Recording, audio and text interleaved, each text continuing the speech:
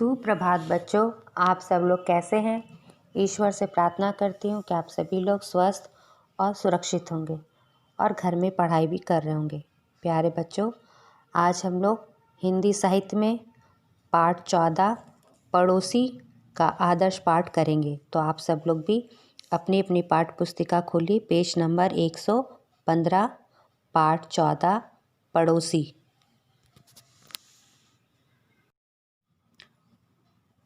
आज के नगरीय जीवन में जहाँ व्यक्ति स्वयं को अकेला और असुरक्षित महसूस करता है, वहीं जातीय विद्वेष को भुलाकर सबके साथ प्रेम से रहने वाले व्यक्ति के लिए उनके पड़ोसी वरदान के भांति ही हैं। आवश्यकता पड़ने पर सुख दुख में पड़ोसी ही एक दूसरे के काम आते हैं। दंगा हो जाने पर कैसे एक पड़ोसी लड़का पड़ोस में रहने वाली लड़की और उसके बूढ़े दादाजी की सहायता करके उनके प्राणों की रक्षा करता है तथा अपना पड़ोसी धर्म निभाता है, हम इस कहानी के माध्यम से जानेंगे। तो आइए शुरू करते हैं पाठ 14 पड़ोसी। भीड़ सड़क पर आ गई थी। दंगई चीख चिल्ला रहे थे। दंगइयों को जो भी सामान दिख जाता वे उसे ठोकर मारते और इधर उधर उछाल देते। दंगइयों में से एक आदमी चिल्लाया, आगे बढ़ो, आज हम इन सबको ख़त्म कर डालेंगे। वे इधर उधर घूम रहे थे। उन्हें खुद भी पता नहीं था कि वे क्या कर रहे हैं। लड़की ने ये आवाज़ें सुनी तो डर गई। आवाज़ें उन्हीं की घर की तरफ बढ़ रही थी। वह जानती थी कि उसके दादाजी इतने बूढ़े हैं कि वह कुछ नहीं कर सकेंगे। उनके अलावा घर में और कोई आदमी नहीं था। उसका घर अन्य घरों की तरह साधारण सा एक मंजिल का मकान बना था। बाहर बरामदा और छोटा सा लॉन था। लॉन में रंग बिरंगे फूलों की क्यारियाँ थीं। इन फूलों के बीज उसे पड़ोसी लड़के टुट्टू ने ही दिए थे। हफ्ते भर में ही बीजों से छोटे छोटे पौधे उग आए थे। कमरे में अंधेरा था। लड़की ने डर कर आंखें बंद कर ली। वह प्रार्थना करने लगी। डर के मारे वह प्रार्थना के शब्द भी भूल गई थी। उसने दादाजी को पुकारा, दादाजी दादाजी, अब क्या होगा। बूढ़े दादाजी ने उसकी हथेली को अपने हाथों में भींच लिया। डरो मत बिटिया रानी, डरो मत, भगवान हमारी रक्षा करेंगे। वह बुरी तरह घबरा रही थी। उसे रोना आ रहा था। दादाजी ने उसे प्यार से थपथपाया और बोले, बेटी, ये दंगा करने वाले ना तो हमारे मोहल्ले के हैं ना हमारे शहर के। इस भीड़ को तो बहकाया गया है। ये वे लोग हैं जिनके पास ना कोई रोजगार है और ना पैसा। इनका गुस्सा तो हमारी सरकार और समाज पर ही होता है, परंतु कुछ लोग अपने फ़ायदे के लिए इन्हें बहका देते हैं। तभी तो ये लूटपाट करते हैं, आग लगाते हैं और मार काट करते हैं। आज ये हमारे साथ कर रहे हैं, कल किसी और के साथ करेंगे। यह कहते हुए दादाजी ने लड़की को अपने साथ खींच लिया। फिर मुंह पर उंगली रख कर धीरे से कहा, श्श बेटी, रो मत और चुप रहो। हो सकता है वे हमारे घर में अंधेरा देखकर आगे बढ़ जाएं। दंगइयों की आवाज़ें और पास आ गई थीं। अब तो वे घर के एकदम सामने थे। दादाजी, क्या मैं टुट्टू को बुला लूं? शायद वह हमारी कुछ सहायता कर सके। नहीं बिटिया, नहीं, इस समय तुम एकदम चुप रहो। लड़की चुपचाप बैठ गई। उसने अपना चेहरा हाथों में छिपा लिया। वह अभी भी सिसक रही थी और धीरे धीरे भगवान से प्रार्थना कर रही थी, हे भगवान, उनसे कहो वे हमें छोड़कर आगे निकल जाएं। हे भगवान, अगर ऐसा होगा तो मैं आज के बाद ना तो कभी झूठ बोलूँगी और ना किसी से झगड़ा करूँगी और अच्छी लड़की बन जाऊँगी।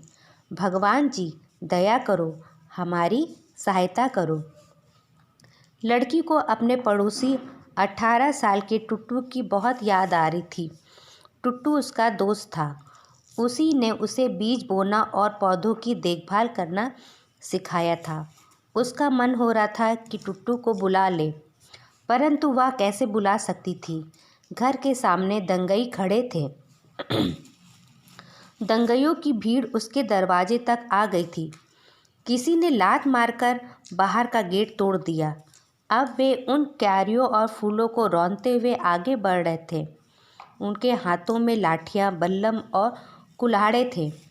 वे दरवाज़ा बजा रहे थे और चीख चीख कर चिल्ला रहे थे, खोलो दरवाज़ा खोलो, नीच कायरो दरवाज़ा खोलो, नहीं तो हम दरवाज़ा तोड़ देंगे। लड़की दादाजी से चिपट गई और फुसफुसा कर बोली, दादाजी दादाजी अब क्या होगा? तुम कहीं छिप जाओ, जल्दी से छिप जाओ, पलंग के नीचे, दरवाजे के पीछे या कहीं भी। बूढ़े ने दुखी होते हुए कहा। दादाजी इधर आइए, इधर। लड़की ने बूढ़े का हाथ थाम लिया। हम दोनों इधर छिप जाते हैं। अंधेरे कमरे में कुछ नहीं सूझ रहा था। लड़की ने दादाजी को अलमारी और दीवार के बीच वाली जगह में खड़ा कर दिया और खुद भी उनके आगे सिमट कर खड़ी हो गई। उन दोनों के दिल तेजी से धड़क रहे थे। उसने भगवान से एक बार फिर प्रार्थना की, हमारी सहायता करो भगवान, हम पर दया करो। तभी उसके पीछे खड़े दादाजी को खांसी आ गई। कफ उनके गले में अटक गया। वे धीरे धीरे खखारने लगे। नहीं दादाजी, नहीं, इस समय मत खखारिए। बूढ़े ने मुश्किल से खांसी को गले में ही रोक लिया। इतनी देर में दंगइयों ने घर का दरवाज़ा तोड़ डाला और बाहर ही बैठक में घुस गए। वे मेज कुर्सियां पटक रहे थे, खिड़कियां, अलमारियों के शीशे तोड़ रहे थे और चिल्ला रहे थे, कहाँ हो डरपोको, बाहर निकलो, जल्दी बाहर निकल आओ। तभी इन सब आवाज़ों से तेज एक आवाज़ आई, साथियों तुम सब बाहर आ जाओ, मैं ढूंढता हूँ कि घर के लोग आखिर छिपे कहाँ हैं। लड़की ने दादाजी के कान में कहा, दादाजी यह तो टुट्टू की आवाज़ है। ऐसा कैसे हो सकता है? उसे आश्चर्य हो रहा था। वह सोच रही थी कि उसका पड़ोसी दोस्त टुट्टू दंगइयों के साथ कैसे हो गया। उस दिन तो बड़े प्यार से कह रहा था, फूलों की राजकुमारी, तुम्हारे डहलिया के फूल तो मेरे फूलों से भी बड़े हैं। मेरे पास कुछ स्नेपड्रैगन के पौधे हैं, तुम लोगी क्या? और आज वह दंगइयों के साथ हमें मारने आ गया। नहीं, ऐसा नहीं हो सकता है। उसका मन यह सोचकर निराश होने लगा था कि अब उन्हें बचाने वाला कोई नहीं है। इस कमरे में ढूंढता हूँ, टुट्टू की आवाज़ आई। आखिर वे लोग छिप कहाँ गए? उसने दरवाजे पर ठोकर मारी। दरवाज़ा फटाक से खुल गया। टॉर्च की गोलाकार रोशनी दीवारों पर घूमने लगी। वह कमरे के बीचों बीच आ खड़ा हुआ। बाकी दंगई बाहर के कमरों में थे। तभी अलमारी के पीछे से दादाजी को खांसी का झटका लगा। उन्होंने हाथों से मुंह कस लिया। तभी टुट्टू ने आवाज़ की दिशा में टॉर्च घुमा दी। लड़की बुरी तरह घबरा गई। अब तो वे दोनों पकड़ में ही आ ही गए थे। फिर भी उसने गिड़गिड़ाकर धीरे से पुकारा, टुट्टू टुट्टू। टुट्टू ने आगे बढ़कर उसके मुंह पर हाथ रख दिया, जिससे उसकी आवाज़ बाहर ना निकले, और चुप रहने का इशारा किया। टुट्टू ने आवाज़ करने के लिए कुर्सी को ठोकर मारी। कुर्सी धड़ाम से गिर पड़ी। बाहर से किसी ने पूछा, क्या हुआ, कोई मिला? नहीं, यहाँ तो कोई नहीं है। शायद वे लोग छत पर होंगे। चलो ऊपर चलते हैं। 2-4 लोगों की सीढ़ियाँ चढ़ने की आवाज़ आई। अब टुट्टू ने लड़की से धीरे से कहा, तुम पीछे की खिड़की से कूदकर मेरे घर चली जाओ। मेरी माँ पिछवाड़े तुम्हारा इंतज़ार कर रही हैं। पर दादाजी, पहले तुम भागो, मैं देखता हूँ। उसने उसे बाहों से पकड़कर खिड़की से बाहर कूदा दिया। लड़की पतली गली से टुट्टू के घर की ओर दौड़ पड़ी। टुट्टू के घर पहुंचकर उसने दरवाज़ा थपथपाया। दरवाज़ा तो खुला ही था। दरवाजे के पीछे टुट्टू की माँ खड़ी थी। माँ ने हाथ बढ़ाकर लड़की को अंदर खींच लिया। फिर पूछा, तुम्हारे दादाजी कहाँ हैं?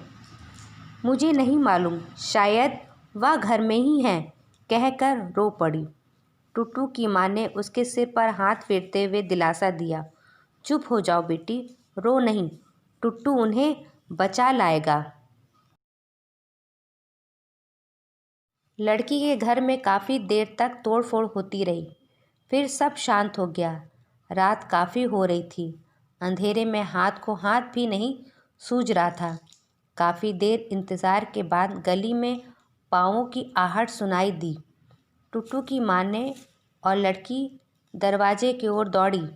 उन्हें टुट्टू की आवाज़ सुनाई दे रही थी। टुट्टू कह रहा था, बस दादाजी, हम घर तक आ ही पहुँचे हैं। ईश्वर को धन्यवाद दें कि आप दोनों हमारे साथ ठीक ठाक हैं। मेरे बेटे, यह सब तुम्हारे ही कारण हो सका। मैं तुम्हारा किस तरह धन्यवाद करूं?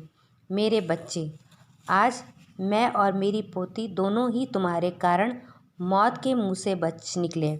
या कहते हुए दादाजी की आवाज़ें भर्रा उठीं। तो प्यारे बच्चों, आज हम लोग ने पाठ 14 पड़ोसी पाठ का आदर्श पाठ किया। उम्मीद करती हूँ कि आपको पाठ समझ में आया होगा।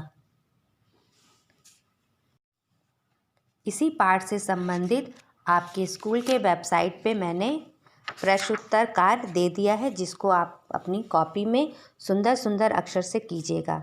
अगले वीडियो में नए पाठ के साथ पुनः हम लोग फिर मिलेंगे। तब तक आप लोग अपना ख्याल रखिएगा। धन्यवाद।